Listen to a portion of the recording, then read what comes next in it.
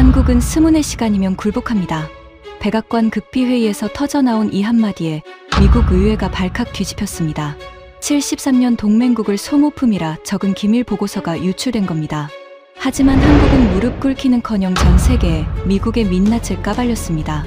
일본 방위성마저 비공개 자리에서 고백했죠. 한국이 무너지면 다음은 우리입니다.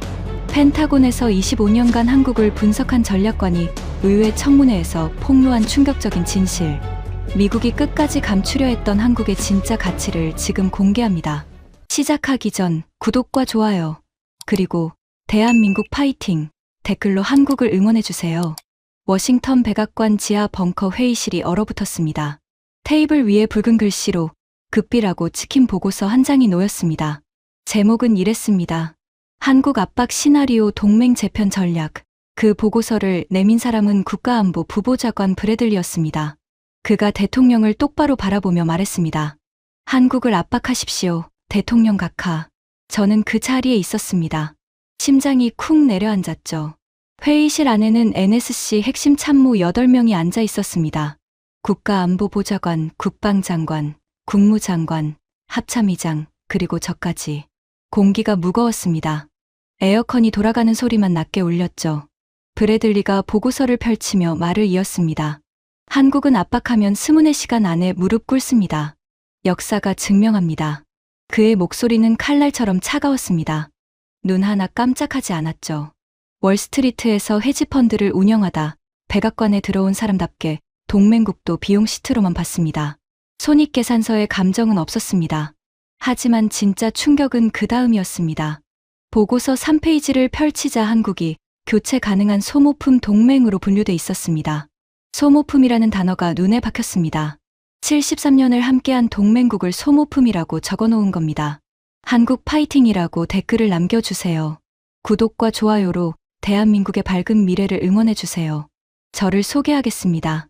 저는 25년간 펜타곤에서 동아시아 전략 분석을 담당해 온 사람입니다.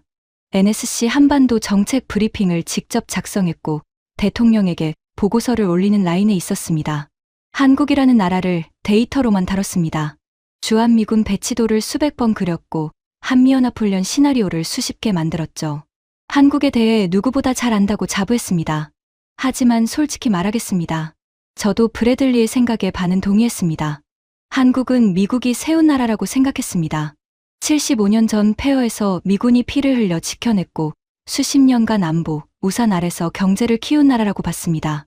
고마운 줄 알아야 한다는 생각이 어딘가에 있었죠. 그게 워싱턴의 공기였습니다. 펜타곤 복도를 걸으면 한국을 대등한 파트너로 보는 사람은 거의 없었습니다. 관리 대상이었습니다. 보호해줘야 할 나라였죠. 그날 회의는 40분 만에 끝났습니다. 대통령이 브래들리의 보고서를 가져가며 말했습니다. 검토해보겠다. 회의실을 나오는 브래들리의 표정이 잊히지 않습니다. 입꼬리가 올라가 있었습니다. 승리를 확신하는 표정이었죠. 복도에서 저와 눈이 마주쳤습니다. 그는 넥타이를 매만지며 한마디를 던졌습니다. 곧 한국에 좋은 소식이 갈 거야. 저는 아무 말도 하지 못했습니다. 그의 등을 바라보며 묘한 불안감이 가슴을 짓눌렀습니다. 좋은 소식이라는 말이 섬뜩했죠. 그 순간 느꼈습니다. 뭔가 거대한 일이 벌어지려 한다는 것을요. 하지만 그때의 저는 몰랐습니다. 브래들리의 그 보고서 한 장이 어떤 결과를 불러올지를요. 한국이라는 나라가 어떤 반격을 할지를요. 그리고 25년간 믿어온 제 편견이 어떻게 산산조각 나는지를요. 모든 것은 석 달 전으로 거슬러 올라갑니다. 그해 초봄이었습니다. 워싱턴의 벚꽃이 피기 시작한 무렵이었죠. 저는 평소처럼 펜타곤 3층 분석실에서 일하고 있었습니다. 모니터 6대가 실시간으로 군사 위성 데이터를 쏟아내고 있었죠. 커피를 한 모금 마시려던 순간 경보음이 울렸습니다. 대만 해협에서 중국 해군 이동 감지. 저는 커피잔을 내려놓았습니다. 손이 미세하게 떨렸죠. 화면을 확인했습니다.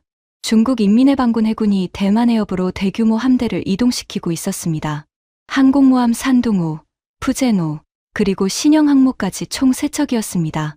구축함 14척, 잠수함 8척이 호위하고 있었죠. 5분 만에 분석실 전체가 비상체제로 전환됐습니다. 분석관 28명이 자리에 앉았습니다. 전화기가 쉴 새 없이 울렸죠. 펜타곤 전체가 긴장했습니다. 이건 훈련 수준이 아닙니다. 해군 분석관이 위성 사진을 띄우며 말했습니다. 항모 세 척이 동시에 움직이는 건 처음이었습니다. 미사일 구축함까지 포함하면 총 함정 47척이었죠. 중국이 대만 해협에서 이 정도 규모의 함대를 전개한 건 역사상 없었습니다. 3시간 뒤 중국이 미사일을 발사했습니다. 대만 북쪽 해상에 둥펑 탄도미사일 6발이 떨어졌죠. 대만 전역에 경보가 울렸습니다. 타이베이 시민들이 지하 대피소로 쏟아져 내려갔습니다. 전 세계가 숨을 멈췄습니다. CNN이 긴급 속보를 내보냈습니다. BBC가 특파원을 급파했죠. 도쿄와 서울에서도 비상회의가 소집됐습니다. 주가가 폭락했습니다. 뉴욕 증시가 장중 1200포인트 빠졌죠. 국제유가가 하루 만에 18% 치솟았습니다. 대통령이 즉각 반응했습니다. 중국은 즉시 군사 도발을 중단하라. 백악관 브리핑룸에서 성명이 나왔습니다. 목소리에 날이 서 있었죠. 항공모함 로널드 레이건호를 대만 해협으로 급파했습니다. 오키나와에서 F-22 랩터 편대가 출격 준비에 들어갔습니다. 괌에서 B-2 스텔스 폭격기가 이륙했죠. 저는 밤낮 없이 분석 보고서를 작성했습니다. 72시간 동안 잠을 못 잤습니다. 커피를 15잔 마셨죠. 눈이 충혈됐습니다. 손가락이 키보드 위에서 떨렸습니다. 하지만 멈출 수 없었습니다. 분석실 바닥에 빈 커피컵이 쌓여갔습니다. 동료들 얼굴에도 피로가 잔뜩 묻어 있었죠. 그런데 상황이 예상과 다르게 흘러갔습니다. 중국이 물러서지 않았습니다. 오히려 미군 정찰기 P-8 포세이돈의 군용 레이저를 조사했습니다. 조종사 2명이 일시적으로 시력을 잃었죠. 미군 구축함에 중국 전투기가 9m까지 접근 비행했습니다. 날개 끝이 스칠 정도 거리였습니다.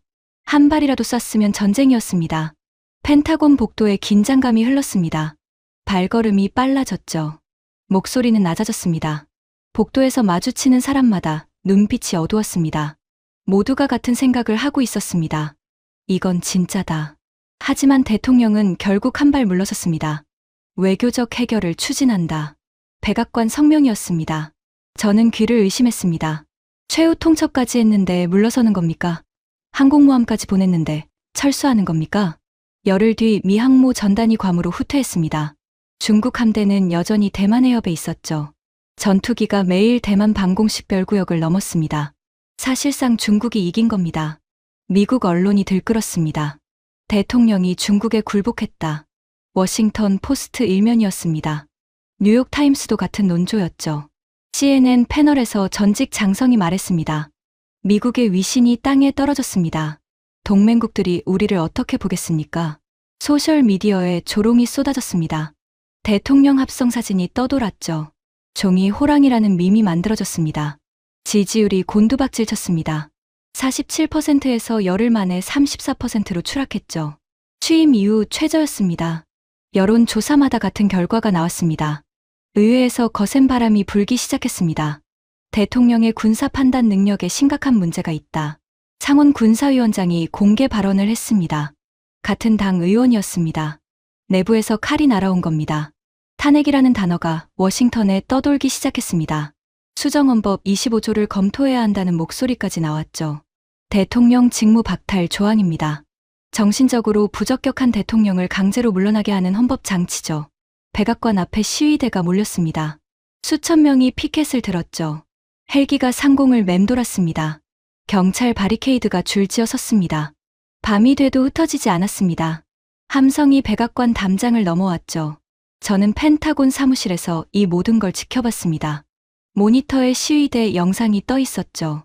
옆 모니터에는 대만 해협 위성 사진이 있었습니다. 중국 함대가 아직도 거기 있었습니다. 움직일 생각을 안 하고 있었죠. 등골이 서늘했습니다.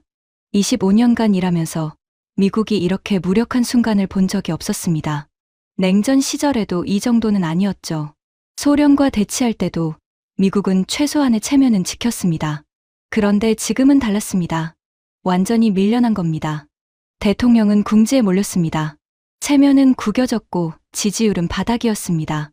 의회는 으르렁거렸죠. 매일 아침 뉴스마다 탄핵이라는 단어가 나왔습니다. 백악관 내부 분위기는 살벌했습니다. 참모들 사이에서 고성이 오갔죠.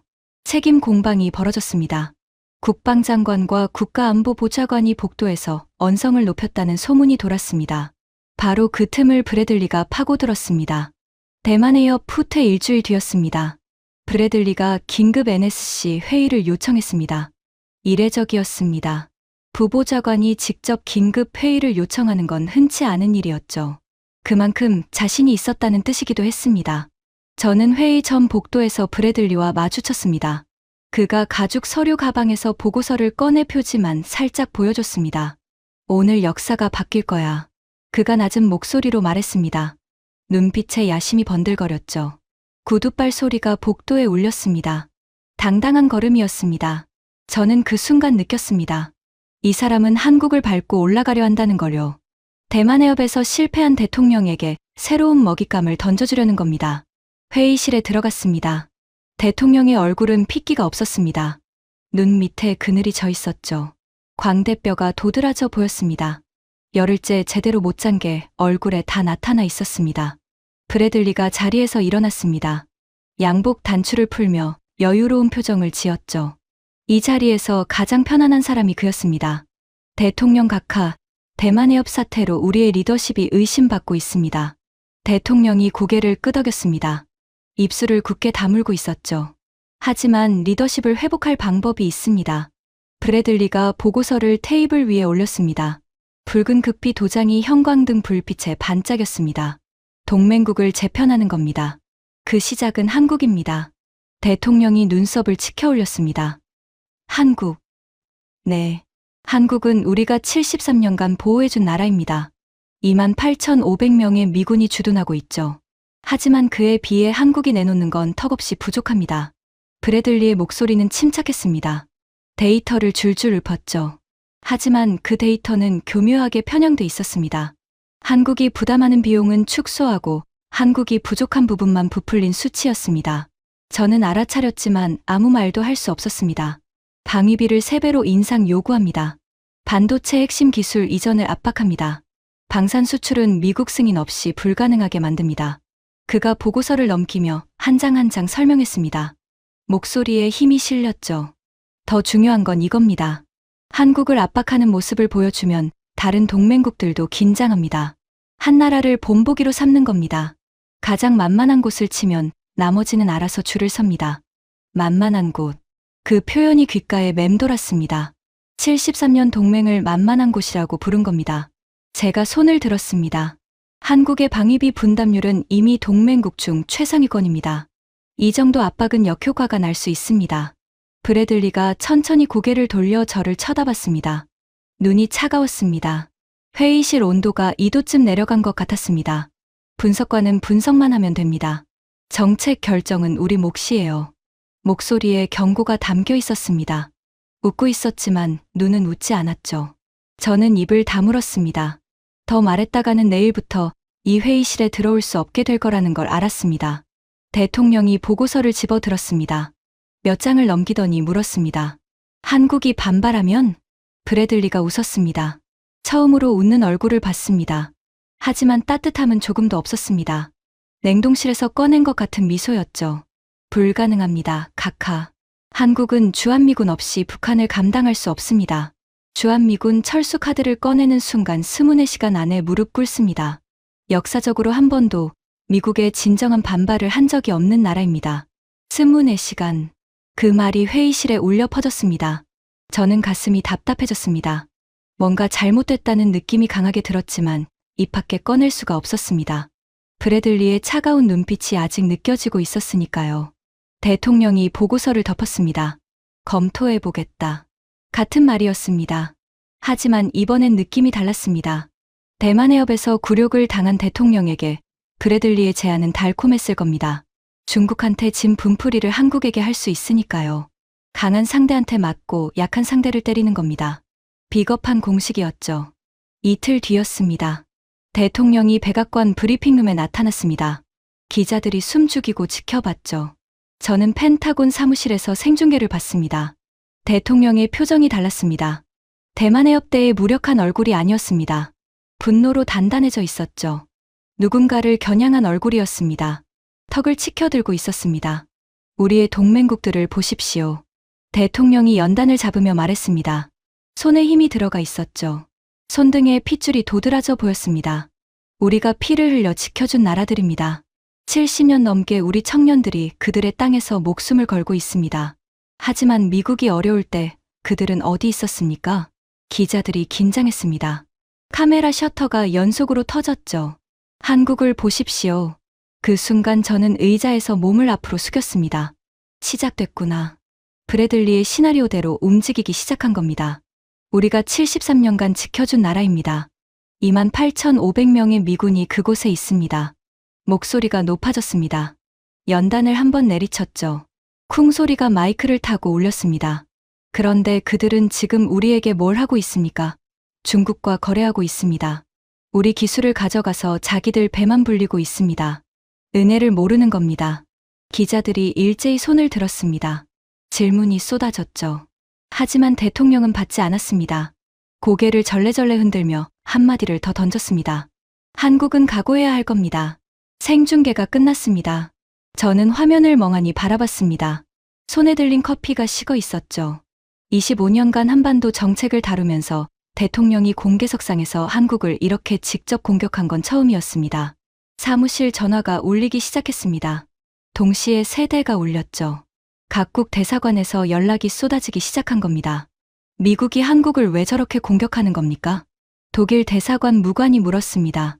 목소리에 놀라움이 묻어 있었죠. 한미동맹이 흔들리는 겁니까? 이건 우리한테도 영향이 있는 겁니까? 일본 방위성 연락관이 다급하게 물었습니다. 저는 대답할 수 없었습니다. 공식적으로 할 수 있는 말이 없었으니까요. 아니, 정확히 말하면 이해는 됐습니다. 대만 해협에서 체면을 구긴 대통령이 화풀이 대상을 찾은 겁니다. 브래들리가 딱 맞는 먹잇감을 던져준 거죠. 하지만 이상한 점이 있었습니다. 수십 개 동맹국 중에 왜 하필 한국입니까? 나토 회원국만 31개국입니다. 독일에 미군 35,000명이 주둔하고 있죠. 일본에는 54,000명입니다.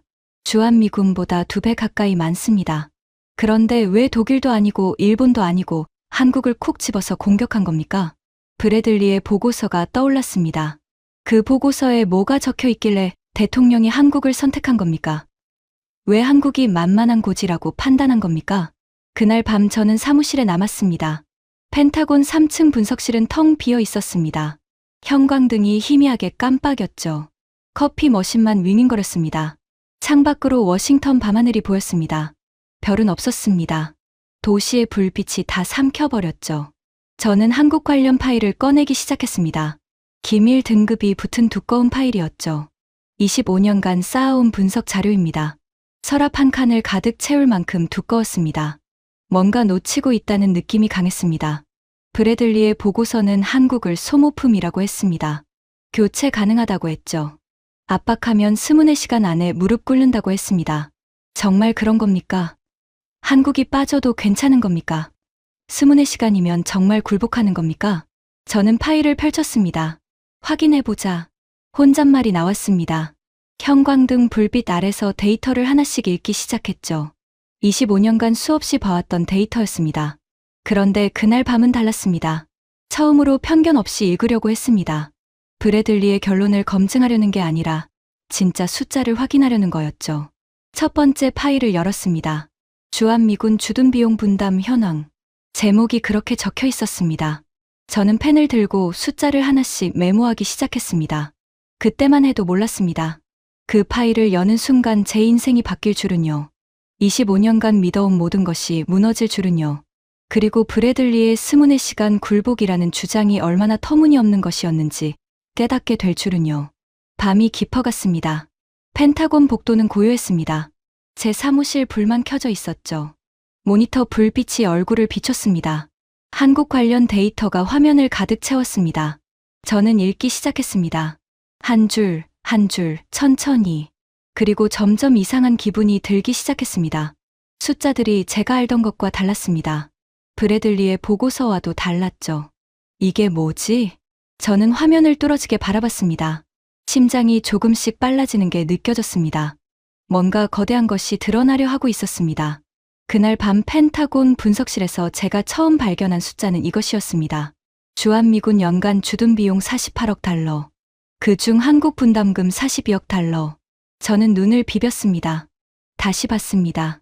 틀림없었습니다. 42억 달러. 비율로 치면 87%입니다. 87%라고요? 브래들리의 보고서에는 이 숫자가 없었습니다. 그는 한국이 턱없이 부족하게 내고 있다고 적어놨죠. 저도 그렇게 믿고 있었습니다. 한국이 방위비를 적게 내서 미국이 손해보고 있다고요. 워싱턴에서 다들 그렇게 말했으니까요. 하지만 실제 숫자는 정반대였습니다. 저는 다른 동맹국과 비교하기 시작했습니다. 일본의 주일 미군 분담률은 75%였습니다. 독일은 33%에 불과했죠. 나토 평균은 40%도 안 됐습니다. 한국이 87%입니다. 동맹국 중 압도적 1위였습니다.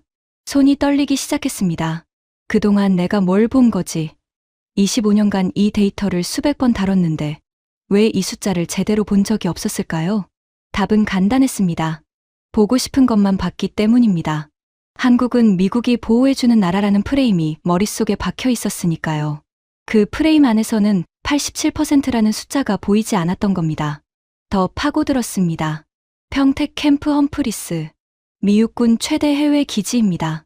이 기지 건설비가 얼마인지 아십니까? 총 108억 달러입니다. 한국이 부담한 금액이 그 대부분이었습니다.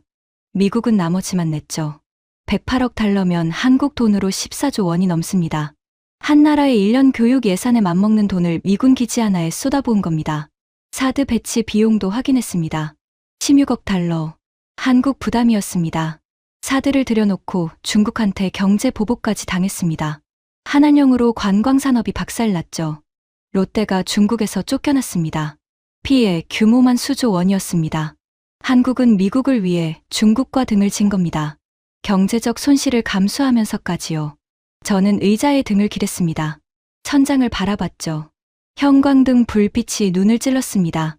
이건 브래들리가 말한 것과 완전히 다르잖아. 혼잣말이 나왔습니다. 소모품이 아니었습니다. 한국은 미국 동맹 중에서 가장 많이 내는 나라였습니다. 가장 충실한 파트너였죠. 그런데 브래들리는 그걸 숨기고 대통령에게 거짓 보고를 한 겁니다. 분노가 치밀어 올랐습니다. 하지만 동시에 부끄러웠습니다. 저도 몰랐으니까요. 25년간 분석했다면서 이 기본적인 사실도 제대로 확인하지 않았으니까요. 그때 전화가 울렸습니다. 밤 11시가 넘은 시간이었죠. 화면에 뜬 이름을 보고 놀랐습니다. 서울 주재 정무참사관 데이비드 첸이었습니다. 주한미국 대사관에서 8년째 근무하는 사람이었죠. 동아시아 전문가 중에서도 현장 경험이 가장 풍부한 인물이었습니다. 지금 통화할 수 있나? 그의 목소리가 다급했습니다. 서울은 이미 낮이었죠. 한국이 반격했어. 뭐라고? 대통령이 한국 공격한 거 봤지? 한국 외교부가 30분 전에 공식 성명을 냈어. 심장이 뛰었습니다. 브래들리는 한국이 반발하지 못할 거라고 했습니다. 24시간 안에 무릎 꿇는다고 했죠. 뭐라고 했는데? 직접 읽어줄게. 데이비드가 성명서를 읽기 시작했습니다. 대한민국은 한미동맹의 가치를 누구보다 소중히 여기는 나라입니다. 동시에 자국의 주권과 존엄을 양보하지 않는 나라이기도 합니다. 대한민국은 주한미군 주둔 비용의 87%를 분담하고 있으며 이는 전 세계 미군 동맹국 중 압도적 1위입니다. 미국이 한국에 감사해야 할 이유는 있어도 한국이 부끄러워해야 할 이유는 없습니다. 저는 숨을 멈췄습니다.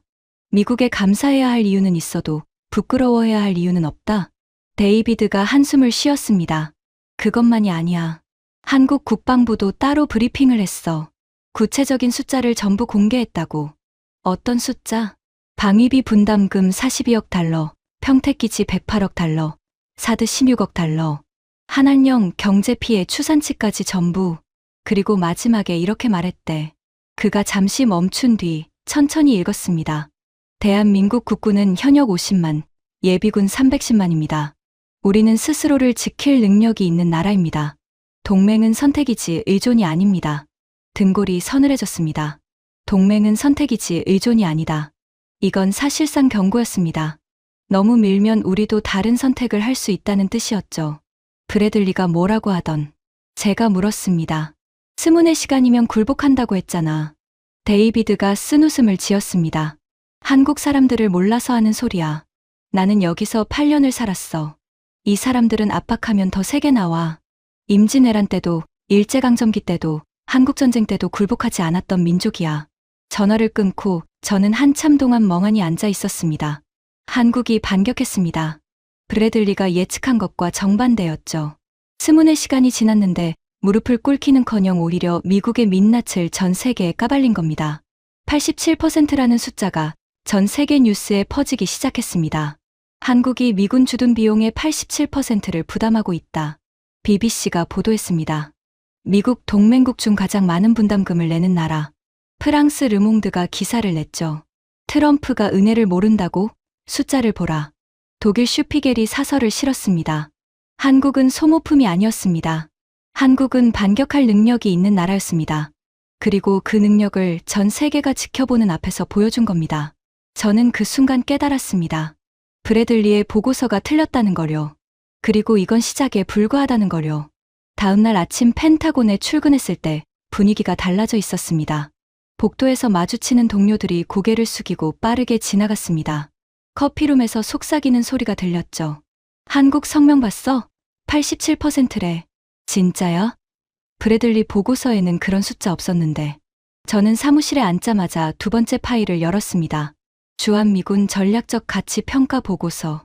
펜타곤 전략기획국에서 3년 전에 작성한 기밀 문서였습니다. 저도 작성에 참여했던 보고서였죠. 하지만 그때는 결론 부분만 읽고 넘겼습니다. 시간이 없었으니까요. 이번에는 처음부터 끝까지 읽었습니다. 첫 페이지부터 소름이 돋았습니다. 주한미군은 한반도 방어만을 위한 전력이 아니다. 미국의 인도태평양 전략 전체를 지탱하는 핵심 거점이다. 이 문장은 전에도 봤습니다. 하지만 그때는 그냥 수사적 표현이라고 생각했죠. 과장이라고 봤습니다. 하지만 그 뒤에 이어지는 시뮬레이션 데이터를 보고 생각이 바뀌었습니다. 시나리오 A 주한미군 전면 철수 시 예상 결과. 펜타곤 전략 컴퓨터가 돌린 시뮬레이션이었습니다. 결과가 화면에 떴습니다. 중국 해군 태평양 진출 확률 94%, 일본 독자 방어 유지 가능성 23%, 미국 제1도련선 방어 붕괴 시점 철수 후 18개월, 괌 방어선 후퇴 필요 시점 철수 후 36개월, 94%라는 숫자가 눈에 꽂혔습니다.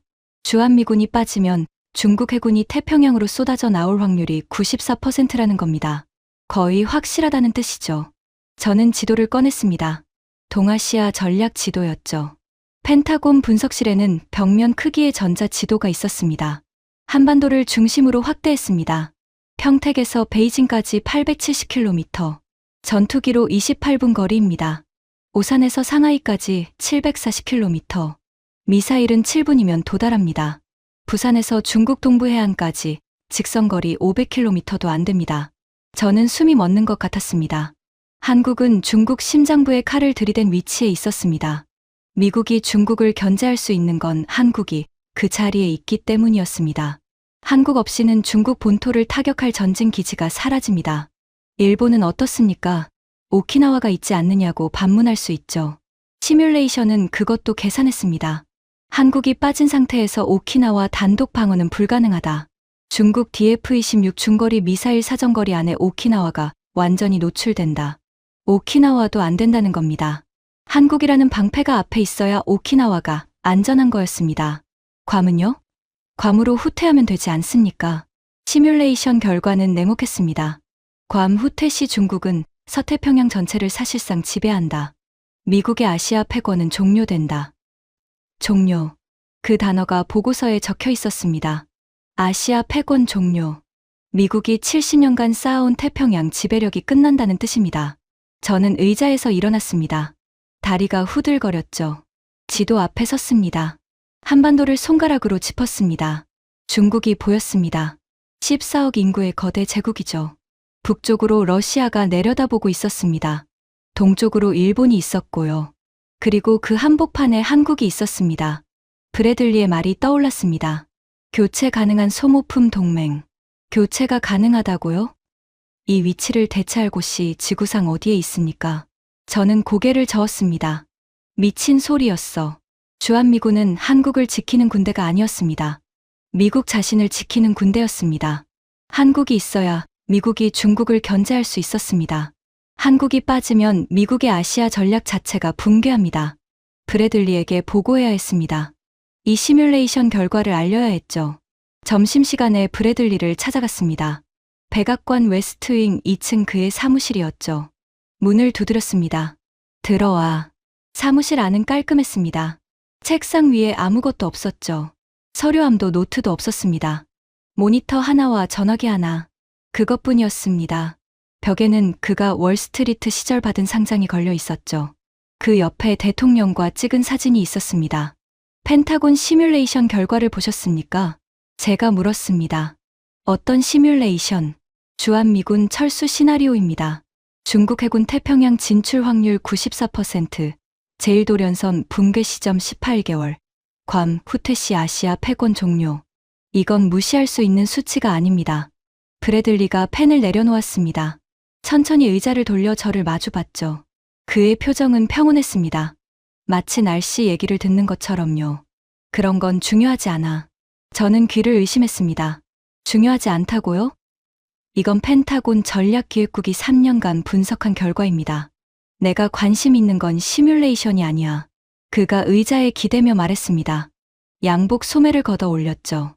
롤렉스 시계가 형광등 불빛에 번쩍였습니다. 대통령은 결과를 원해. 한국이 무릎 꿇는 모습을 보여줘야 해. 대만 해협에서 잃은 체면을 여기서 회복하는 거야. 저는 이해할 수 없었습니다. 전략적 판단이 아니라 체면 회복을 위해 동맹국을 압박한다고요? 70년 동맹을 정치 쇼에 이용하겠다는 겁니까? 하지만 한국은 이미 반격했습니다. 87% 분담률을 전 세계에 공개했습니다. 예상과 다르게 흘러가고 있습니다. 브래들리의 눈빛이 변했습니다. 평온함이 사라졌죠. 눈이 좁아졌습니다. 한국이 감히 반박을 해. 그가 자리에서 일어났습니다. 창문 앞으로 걸어갔죠. 백악관 잔디밭이 내려다 보이는 창이었습니다. 24시간 안에 무릎 꿇는다고 했잖습니까? 제가 물었습니다.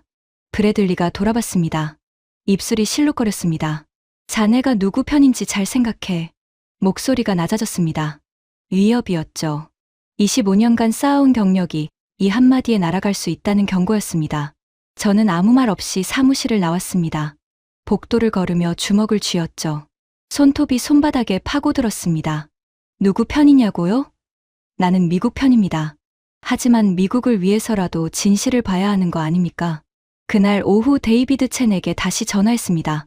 한국 분위기가 어때? 난리야. 데이비드의 목소리에 피로가 묻어 있었습니다. 시민들이 광화문에 모이고 있어. 수만 명이야. 하지만 반미 시위가 아니야. 놀라운 건 그거야. 반미 시위가 아니라고? 한미동맹을 지키자. 하지만 존중받겠다. 그게 구호야. 분노하면서도 이성적이야. 나는 8년간 여기 있으면서 이런 모습을 여러 번 봤어. 데이비드가 잠시 멈추더니 말을 이었습니다. 그리고 한국 언론이 재미있는 걸 파내고 있어. 뭘? 브래들리의 이력이야. 그가 월스트리트에서 중국 기업 자문을 했었다는 거야. 중국 최대 국영 투자회사 자문위원이었대.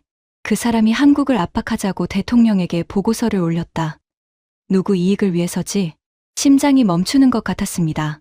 브래들리가 중국 기업 자문을 했었다고요? 한국을 압박하면 이득을 보는 건 누구입니까? 중국이죠. 한미동맹이 약해지면 가장 기뻐하는 나라가 중국입니다. 이거 확인된 건가? 한국 기자들이 미국 공시자료에서 파냈어. 사실이야. 전화를 끊고 저는 한참 동안 창밖을 바라봤습니다. 퍼즐 조각이 맞춰지기 시작했습니다. 불쾌한 그림이었죠. 하지만 아직 확신할 수는 없었습니다. 더 많은 증거가 필요했습니다. 사흘 뒤 예상치 못한 곳에서 결정적 정보가 날아왔습니다. 도쿄에서였습니다. 데이비드가 급하게 연락을 해왔습니다. 서울이 아니라 도쿄 출장 중이었죠. 일본 방위성 관계자들과 비공개 간담회에 참석한 직후였습니다.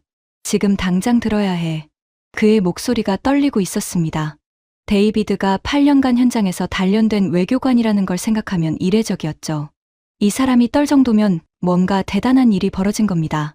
일본 방위성 전략기획관이 비공개 자리에서 발언을 했어. 뭐라고? 녹음은 못했지만 메모했어.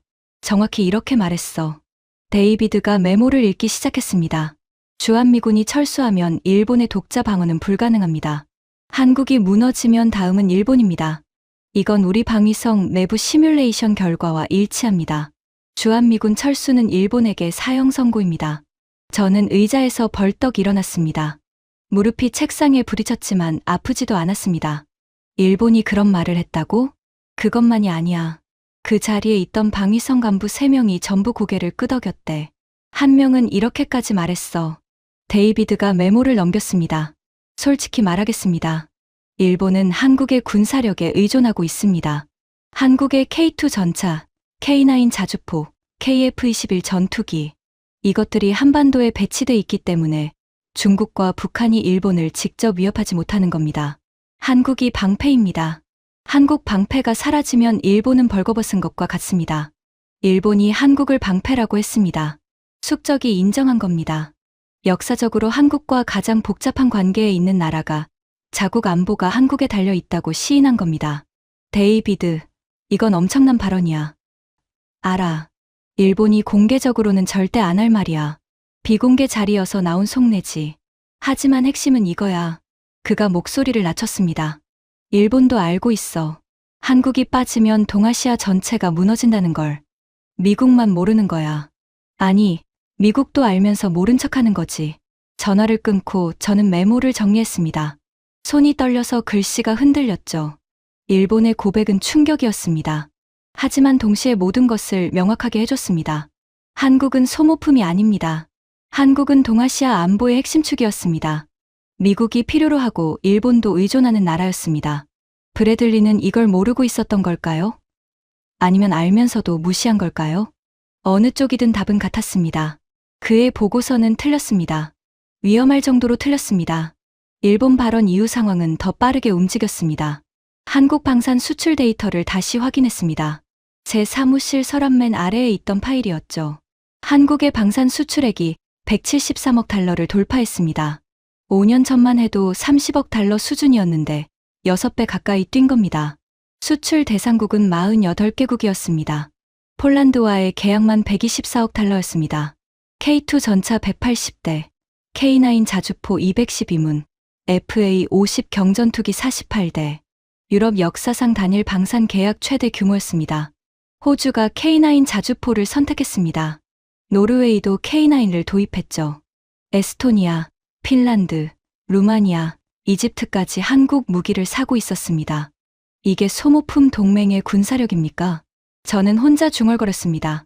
한국 방산이 이렇게 성장한 데는 이유가 있었습니다. 성능이 검증됐으니까요. 가격 대비 성능이 압도적이었죠. 미국 무기는 비싸고 납기가 느렸습니다. 독일 무기는 정비가 복잡했죠. 한국 무기는 빠르고 정확하고 합리적이었습니다. K9 자주포의 사거리는 40km입니다. 독일 PC-2000과 대등하면서 가격은 3분의 2였죠. K2 전차는 독일 레오파르트 2H에 필적하는 성능에 자동장전 시스템까지 갖추고 있었습니다. KF-21은 4.5세대 전투기로 F-35보다 저렴하면서도 핵심 임무를 수행할 수 있었죠. 전 세계가 한국 무기에 줄을 서고 있었습니다. 미국 방산 업체들이 긴장하기 시작한 이유였죠. 바로 그때 세계가 움직이기 시작했습니다. 나토 사무총장이 브뤼셀 기자회견에서 예상치 못한 발언을 했습니다. 한국은 아시아에 닫힙니다. 닫히라는 표현을 썼습니다. 배가 흘러가지 않도록 잡아주는 닷. 나토 수장이 한국에 이런 표현을 쓴 건 전례가 없었습니다.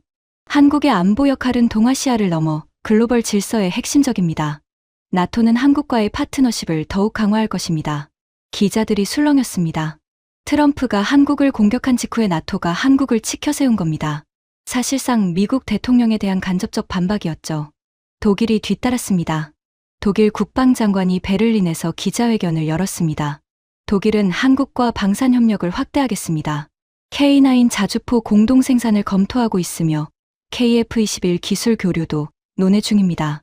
독일이 한국 무기를 사겠다는 겁니다. 세계 3위 방산 강국인 독일이요. 레오파르트 전차를 만드는 나라가 한국과 손잡겠다고 나선 겁니다. 호주 국방부 차관도 성명을 냈습니다. 한국 없이 인도태평양 안보를 논할 수 없습니다. 호주는 한국을 핵심 안보 파트너로 인정합니다. 프랑스 국방부도 움직였죠. 한국과의 잠수함 기술 협력을 공식 제안했습니다. 트럼프가 한국을 압박한 이후 벌어진 일은 정확히 정반대였습니다. 한국이 고립되는 게 아니라 오히려 전 세계가 한국에 손을 내밀었습니다. 트럼프가 밀어내니까 다른 나라들이 끌어안은 겁니다. 저는 이 모든 상황을 실시간으로 보고서에 정리했습니다. 그리고 브래들리에게 다시 한번 전달했습니다. 이번에는 직접 찾아가지 않았습니다. 이메일로 보냈죠. 제목은 이랬습니다. 한국 압박 정책의 역효과 긴급 분석. 내용은 단순했습니다. 하나, 한국은 반격했으며 굴복하지 않았습니다. 둘, 일본이 한국의 전략적 가치를 비공개 인정했습니다. 셋, 나토와 유럽이 한국 편을 들고 있습니다. 넷, 미국만 고립되고 있습니다. 결론, 한국 압박 정책을 즉시 재검토해야 합니다. 30분 뒤 답장이 왔습니다. 한 줄이었습니다. 자네의 역할은 분석이지 정책 제언이 아니야. 다시는 이런 메일 보내지 마.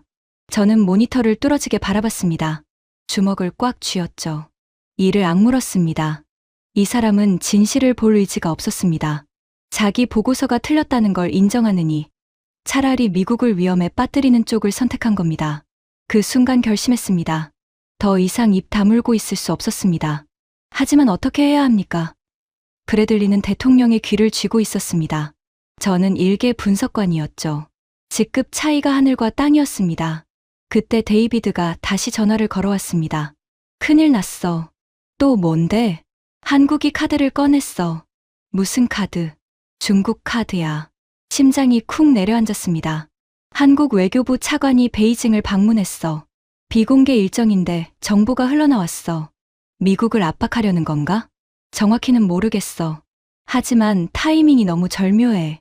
트럼프가 한국 공격한 직후에 한국 외교부 차관이 베이징에 간 거야. 메시지는 분명하지. 메시지는 이랬습니다.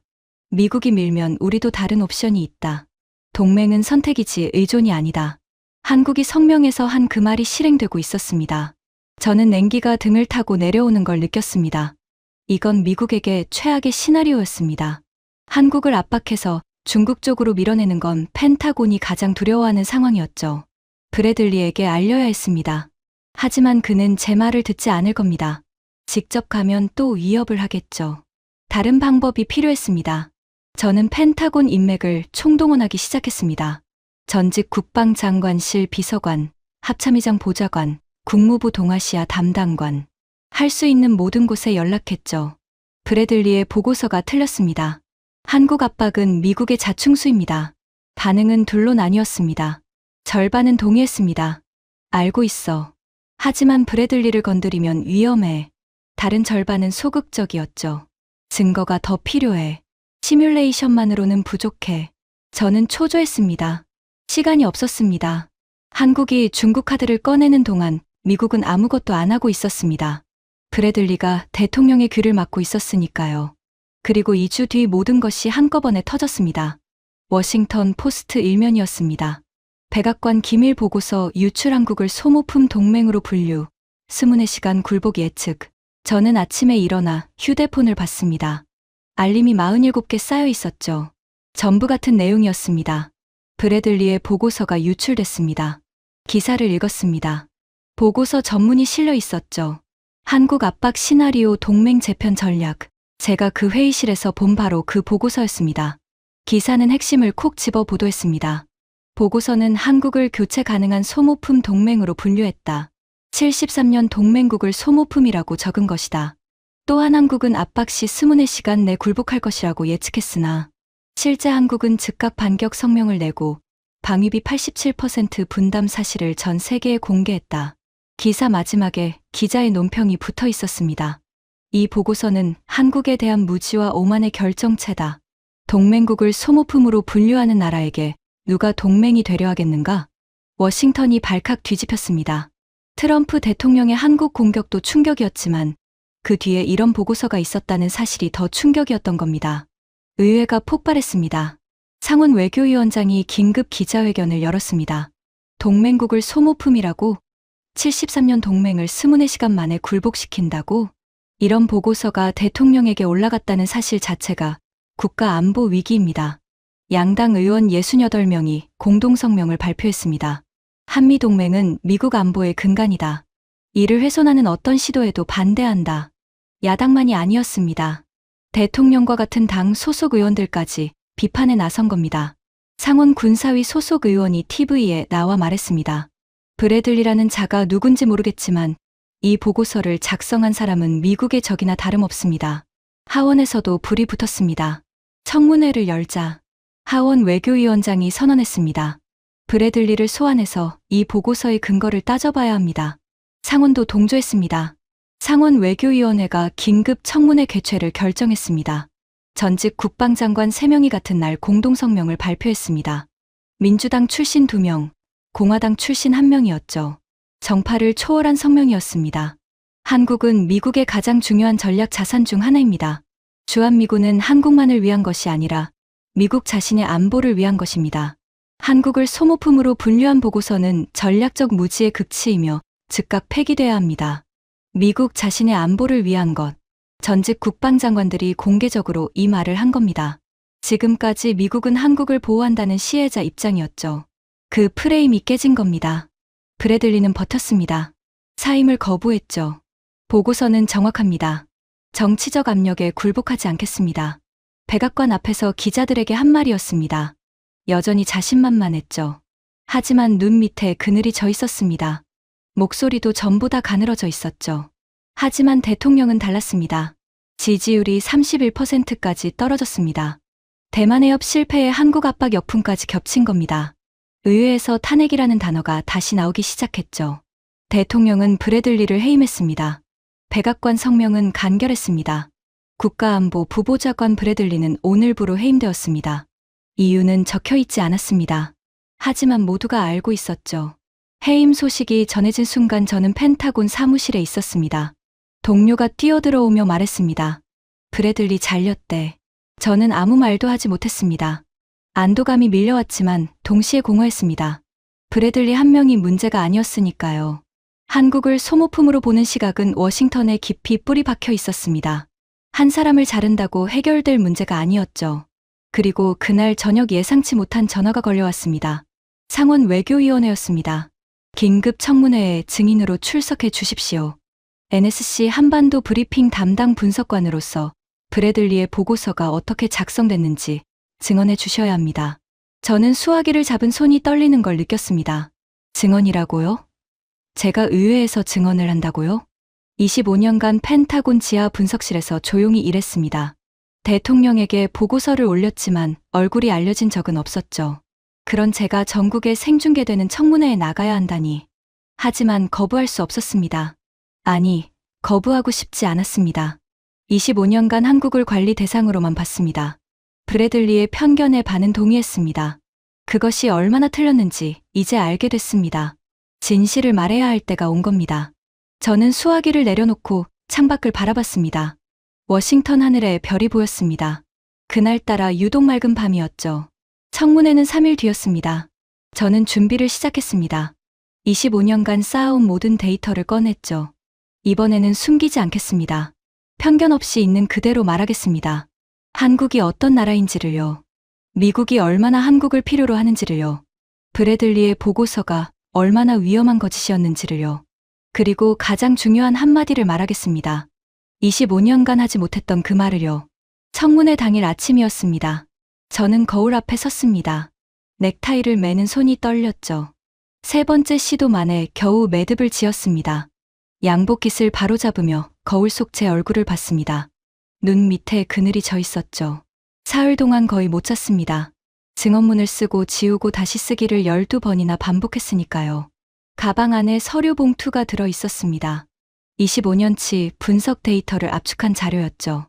시뮬레이션 결과, 방위비 분담 비교표, 한국 방산 수출 현황, 동아시아 전략 지도, 전부 기밀 해제 절차를 밟아 가져온 것이었습니다. 차를 몰고 캐피톨힐로 향했습니다. 워싱턴 아침 공기가 차가웠죠. 라디오에서 뉴스가 흘러나왔습니다. 오늘 상원 외교위원회에서 한미동맹 관련 긴급 청문회가 열립니다. 펜타곤 전직 분석관의 증언이 예정돼 있으며 전국 생중계됩니다. 라디오를 껐습니다. 심장이 너무 빨리 뛰었으니까요. 의사당에 도착했습니다. 정문 앞에 기자들이 수십 명 몰려 있었죠. 카메라 플래시가 터졌습니다. 저를 알아보는 사람은 없었습니다. 25년간 그림자처럼 일한 사람이니까요. 청문회장에 들어섰습니다. 러셀 상원 빌딩 216호실이었습니다. 높은 천장에 샹들리에가 걸려 있었죠. 벽면에 미국 국기가 걸려 있었습니다. 상원의원 좌석이 반원형으로 배치돼 있었고 그 정면에 증인석이 있었습니다. 증인석에 앉았습니다. 마이크가 코앞에 있었죠. 카메라 렌즈가 저를 겨냥했습니다. 방청석이 가득 찼습니다. 기자석도 빈자리가 없었죠. 상원 외교위원장이 의사봉을 두드렸습니다. 청문회를 시작하겠습니다. 방청석이 조용해졌습니다. 기침 소리 하나 없었죠. 증인은 자기소개를 해 주십시오. 저는 마이크를 당겼습니다. 목이 바싹 말라 있었죠. 물을 한 모금 마셨습니다. 저는 25년간 펜타곤 동아시아 전략분석실에서 근무했습니다. NSC 한반도 정책 브리핑을 직접 작성했고 대통령에게 보고서를 올리는 라인에 있었습니다. 위원장이 고개를 끄덕였습니다. 브래들리 전 부보좌관의 보고서에 대해 아는 바를 말씀해 주십시오. 저는 숨을 깊이 들이쉬었습니다. 여기서부터가 시작이었죠. 그 보고서가 작성된 NSC 회의에 저도 참석했습니다. 브래들리 부보좌관은 한국을 교체 가능한 소모품 동맹으로 분류했습니다. 20의 시간 안에 굴복시킬 수 있다고 대통령에게 보고했습니다. 방청석에서 웅성거리는 소리가 들렸습니다. 그리고 저는 25년간 한국을 분석하면서 단 한 번도 이 판단에 의문을 제기하지 않았습니다. 위원장의 눈썹이 올라갔습니다. 의문을 제기하지 않았다는 건 동의했다는 뜻입니까? 저는 고개를 끄덕였습니다. 부끄러웠지만 거짓말을 할 수는 없었습니다. 반은 동의했습니다. 한국은 미국이 보호해주는 나라라고 생각했습니다. 워싱턴에서는 대부분 그렇게 생각합니다. 한국은 미국이 세워준 나라이고 미국이 지켜주는 나라이며 고마운 줄 알아야 한다고요. 청문회장이 조용해졌습니다. 하지만 저는 틀렸습니다. 제 목소리가 마이크를 통해 울렸습니다. 완전히 틀렸습니다. 위원장이 몸을 앞으로 숙였습니다. 어떤 점에서 틀렸습니까? 구체적으로 말씀해 주십시오. 저는 서류 봉투를 열었습니다. 준비해 온 자료를 꺼냈죠. 먼저 숫자를 말씀드리겠습니다. 첫 번째 자료를 들어 올렸습니다. 주한미군 연간 주둔 비용 48억 달러 중 한국의 분담금은 42억 달러입니다. 비율로 87%입니다. 이것은 전 세계 미군 동맹국 중 압도적 1위입니다. 일본은 75%, 독일은 33%, 나토 평균은 40% 미만입니다. 의원들이 서류를 넘기기 시작했습니다. 평택 캠프 험프리스 건설비 108억 달러. 대부분 한국 부담입니다. 사드 배치 비용 16억 달러. 역시 한국 부담입니다. 한국은 사드를 받아들이고 중국의 경제 보복까지 감수했습니다. 한한령으로 인한 경제 피해는 수조 원에 달합니다. 한 의원이 손을 들었습니다. 잠깐만요. 브래들리의 보고서에는 이 숫자들이 포함돼 있었습니까? 아닙니다. 브래들리의 보고서에는 한국의 분담 비용이 축소돼 있었습니다. 87%라는 수치는 아예 없었습니다. 청문회장이 술렁였습니다. 의원들이 서로 눈빛을 교환했죠. 이제 전략적 가치를 말씀드리겠습니다. 두 번째 자료를 꺼냈습니다. 펜타곤 전략기획국의 기밀 시뮬레이션 결과입니다. 주한미군이 철수할 경우 중국 해군의 태평양 진출 확률은 94%입니다. 제1도련선 방어는 18개월 내에 붕괴됩니다. 괌으로 후퇴하면 미국의 아시아 패권은 종료됩니다. 위원장이 안경을 고쳤으며 물었습니다. 종료라는 표현이 보고서에 실제로 적혀 있습니까? 네, 그대로 적혀 있습니다. 미국의 아시아 패권 종료. 이것이 펜타곤 자체 분석 결론입니다. 의원들 사이에서 한숨이 새어나왔습니다. 평택에서 베이징까지 870km입니다. 전투기로 28분 거리죠. 오산에서 상하이까지 740km. 한국은 중국 심장부에 칼을 들이댄 위치에 있습니다. 이 위치를 대체할 곳은 지구상에 없습니다. 저는 잠시 말을 멈췄습니다. 물을 한 모금 마셨죠. 청문회장의 모든 시선이 저를 향하고 있었습니다. 그리고 일본 방위성의 비공개 발언을 전달드리겠습니다. 방청석이 고요해졌습니다. 일본 방위성 전략기획관은 비공개 간담회에서 이렇게 말했습니다. 주한미군 철수는 일본에게 사형 선고입니다. 한국이 방패입니다. 한국 방패가 사라지면 일본은 벌거벗은 것과 같습니다. 청문회장의 탄식이 흘렀습니다. 일본이 한국을 방패라고 한 겁니다. 역사적으로 한국과 가장 복잡한 관계에 있는 나라가 이런 말을 한 거였죠. 한 상원의원이 마이크를 당겼습니다. 목소리가 떨리고 있었습니다. 그렇다면 브래들리의 보고서는 뭡니까? 소모품 동맹이라는 분류는 뭡니까? 저는 똑바로 앞을 바라봤습니다. 전략적 무지이거나 의도적 기만입니다. 청문회장이 웅성거렸습니다. 위원장이 의사봉을 두드려 정숙을 요구했죠. 한 가지 더 말씀드리겠습니다. 저는 마지막 자료를 꺼냈습니다. 한국은 현재 방산 수출 173억 달러를 돌파했습니다. 48개국에 무기를 수출하고 있죠. K2 전차, K9 자주포, KF-21 전투기, 폴란드 단일 계약만 124억 달러입니다. 나토 사무총장은 한국을 아시아의 닻이라고 불렀습니다. 독일은 한국과 방산협력을 제안했습니다. 저는 서류를 내려놓았습니다. 한국은 소모품이 아닙니다. 한국은 미국이 가장 필요로 하는 동맹입니다. 주한미군은 한국을 보호하는 군대가 아닙니다. 미국 자신을 보호하는 군대입니다. 한국이 우리를 받아주고 있는 겁니다. 우리가 감사해야 하는 겁니다. 청문회장이 완전히 고요해졌습니다. 숨소리만 들렸죠. 위원장이 천천히 입을 열었습니다. 그렇다면 우리가 한국에 감사해야 하는 겁니까? 저는 망설이지 않았습니다. 네, 그렇습니다. 3초간의 침묵이 흘렀습니다. 그리고 방청석에서 박수가 터져 나왔습니다. 한 명이 시작하자 10명이 따랐고 순식간에 청문회장 전체가 박수로 울렸습니다. 위원장이 의사봉을 두드렸지만 박수는 쉽게 멈추지 않았습니다. 저는 증인석에 앉아 그 소리를 들었습니다. 눈시울이 뜨거워졌죠. 25년간 말하지 못했던 진실을 마침내 말한 겁니다. 청문회가 끝난 뒤 복도에서 기자들이 몰려왔습니다. 미국이 한국에 감사해야 한다는 발언, 진심이셨습니까? 네, 100% 진심입니다. 25년간 분석하면서 왜 이제야 이 사실을 말씀하시는 겁니까? 저는 잠시 생각했습니다. 보고 싶은 것만 봤기 때문입니다. 한국은 미국이 보호해주는 나라라는 편견이 너무 강했습니다. 그 프레임 안에서는 진실이 보이지 않았습니다. 기자가 마이크를 더 가까이 들이밀었습니다. 지금 한국에 하고 싶은 말이 있으십니까? 저는 카메라를 바라봤습니다. 미안합니다. 그리고 감사합니다. 그날 저녁 데이비드 첸에게 전화했습니다. 청문회 봤어? 봤어. 서울에서 생중계됐어. 그의 목소리가 가라앉아 있었습니다. 한국 반응이 어때? 댓글이 쏟아지고 있어. 대부분 이런 내용이야. 드디어 미국 사람 중에도 진실을 아는 사람이 있구나. 가슴이 먹먹해졌습니다. 하지만 이것도 있어. 데이비드가 말을 이었습니다. 한 할아버지가 댓글을 남겼대. 나는 한국전쟁 참전용사의 아들입니다. 아버지가 살아계셨다면 오늘 청문회를 보시고 뭐라고 하셨을까요? 아마 이렇게 말씀하셨을 겁니다. 그래, 우리가 피 흘려 지킨 나라가 이만큼 자랐구나. 자랑스럽다. 저는 전화기를 붙잡고 한참 동안 말을 잇지 못했습니다. 자랑스럽다. 75년 전 폐허였습니다. 전쟁으로 모든 것이 파괴된 땅이었죠. 미군 3만 6천 명이 목숨을 잃었습니다. 그 피 위에서 한국은 일어섰습니다. 경제 규모 세계 12위.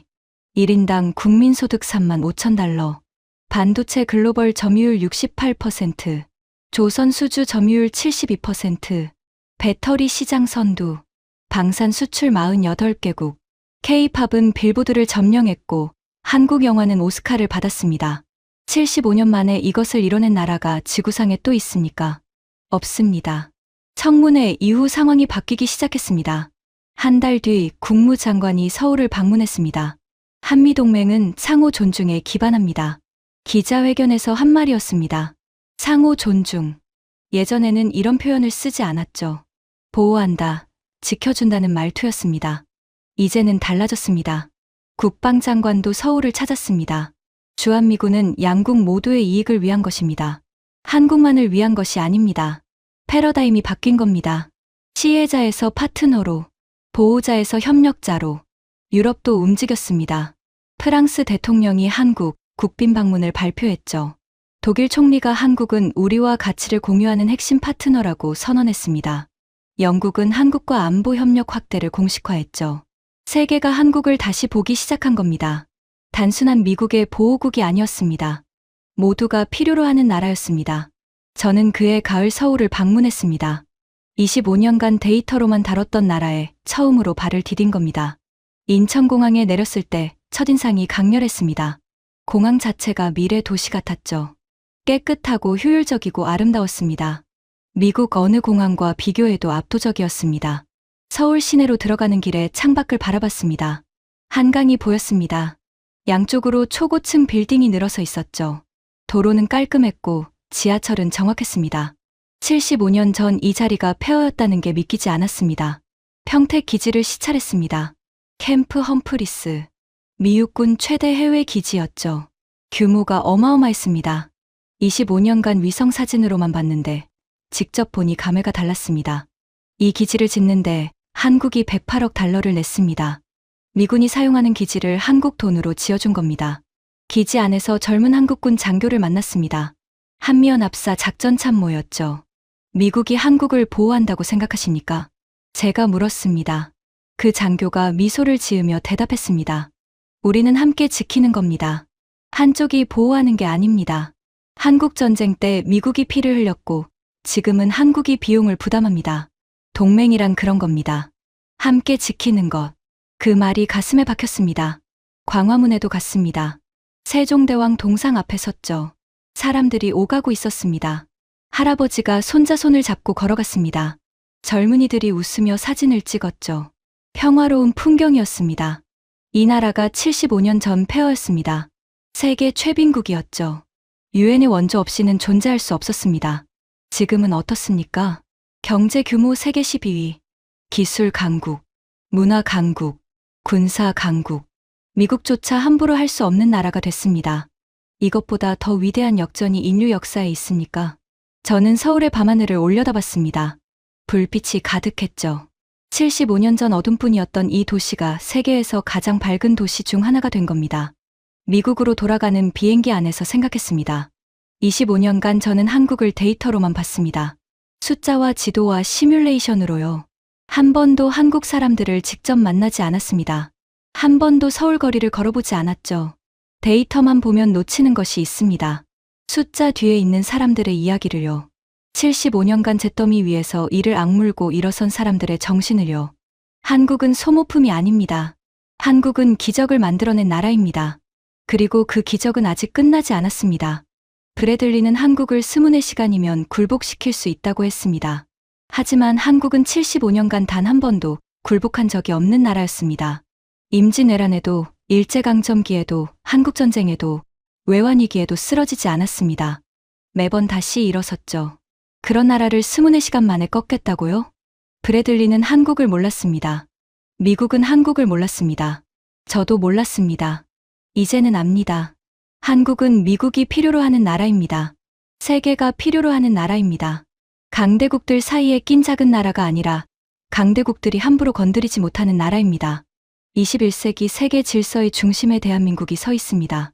그리고 저는 확신합니다. 앞으로 10년, 20년, 한국은 더 강해질 겁니다. 더 높이 올라갈 겁니다. 세계가 한국을 무시하던 시대는 끝났습니다. 이제는 세계가 한국을 주목하는 시대입니다. 트럼프는 한국을 협박하려 했습니다. 브래들리는 한국을 소모품이라 불렀습니다. 하지만 결과는 정반대였죠. 그들의 오만이 오히려 전 세계에 증명해버렸습니다. 한국이 얼마나 중요한 나라인지를요. 미국조차 함부로 할 수 없는 나라라는 걸요. 대한민국입니다. 지금까지 펜타곤 25년 전략분석관이 직접 밝힌 한국의 진짜 가치에 대한 이야기였습니다. 대한민국의 저력을 더 많은 분들이 알 수 있도록 이 영상을 널리 공유해 주세요. 여러분의 응원이 대한민국의 밝은 미래를 만듭니다. 구독과 좋아요도 부탁드립니다. 지금까지 감독날다였습니다. 감사합니다.